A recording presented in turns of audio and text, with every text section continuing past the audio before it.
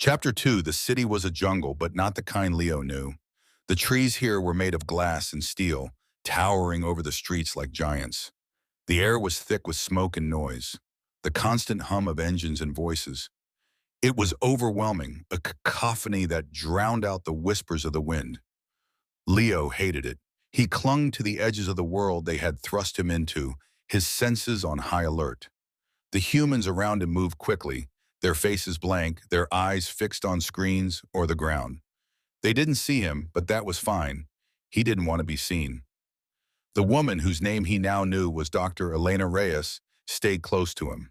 She was his guide through this strange, chaotic place. She had been assigned to his case, his reintegration, they called it, and she took her role seriously. But even her patience had limits. "You can't keep hiding, Leo," she said one day, her voice firm, but not unkind. "You're part of this world now. You have to learn how to live in it." He didn't answer. He rarely spoke. And when he did, his words were clipped and awkward, like stones tumbling out of his mouth. Language was a tool to him, not a comfort. It was easier to observe, to listen, to let his instincts guide him. Elena sighed. She leaned forward, resting her elbows on the table between them. They were in a small cafe, the kind with mismatched chairs and the smell of burnt coffee. It was one of the few places where Leo felt somewhat at ease. The air was quieter here, the space less crowded. "Do you even want this?" she asked softly. "This life? Do you want to be here?" Leo's eyes flicked to hers. They were sharp, golden brown, with a depth that made most people uncomfortable. Elena held his gaze, though she felt a shiver run down her spine. There was something in those eyes, something wild and untamed, something that didn't belong in this world. "I don't know," he said finally.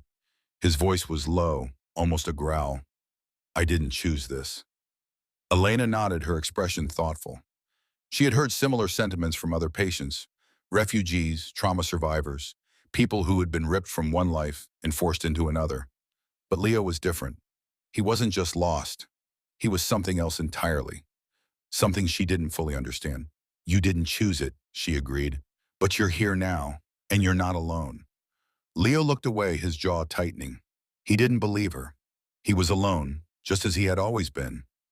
The lions might have been his family, but they had never truly been his kind. And now, among humans, he felt even more alien. The world was a cage, and he was trapped inside it. The struggle for control, Leo tried to adapt. He followed Elena's instructions, attended the therapy sessions, sat through the endless evaluations and tests. The doctors poked and prodded him, measuring his strength, his reflexes, his cognitive abilities. They treated him like a specimen, a curiosity to be studied. He hated them for it, but he endured because he had no choice. The hardest part was suppressing his instincts.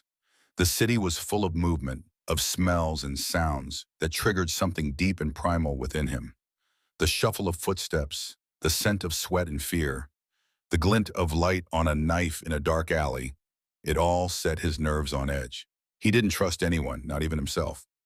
At night, when the city quieted, he would sit by the window of his small apartment and watch the world outside.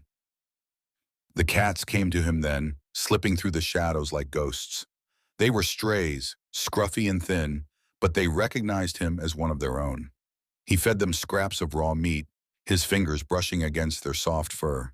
They purred and rubbed against his legs, and for a moment he felt a flicker of peace. But the peace never lasted. The hunger was always there, gnawing at the edges of his mind. It wasn't just the physical hunger, though that was part of it. It was something deeper, a yearning he couldn't name. It scared him the way it grew stronger with each passing day. He tried to ignore it. He kept himself busy, taking long walks through the city, exploring its hidden corners. He learned to navigate the labyrinth of streets and alleys, to move silently and unseen. He watched people from a distance, studying their habits, their weaknesses. He told himself it was just curiosity, but deep down he knew it was more than that. He was hunting them, the incident. The turning point came one rainy afternoon when Leo found himself on the edge of the city, near a wooded park. The air was damp and cool, the ground slick with mud. He liked it there. It reminded him of the savanna in a strange, muted way. He heard the bear before he saw it, The low, guttural growl carried through the trees, followed by the sound of snapping branches. His muscles tensed, his senses sharpening. He moved toward the noise, his body low and silent, like a shadow. The bear was massive, its fur matted and wet. It had cornered a group of hikers, a young couple and their child. The man was holding a stick, trying to fend it off, but it was a hopeless effort. The bear's eyes were wild, its movements aggressive. It was hungry, and it wasn't going to back down. Leo didn't hesitate. He lunged forward, his body moving on instinct. His hands found a rock, smooth and heavy, and he hurled it at the bear's head. The bear roared, its attention shifting to him. "Run!" he shouted at the hikers. His voice was raw, primal, and they didn't need to be told twice. They scrambled away, their footsteps fading into the distance. The bear charged. Leo met it head-on, his body twisting and turning with the speed and precision that defied explanation. He ducked under its swiping claws, his fists striking with brutal force. He was smaller, weaker, but he was relentless, his movements fluid and predatory. The fight didn't last long. The bear, wounded and confused, retreated into the woods, leaving Leo standing in the rain, his chest heaving.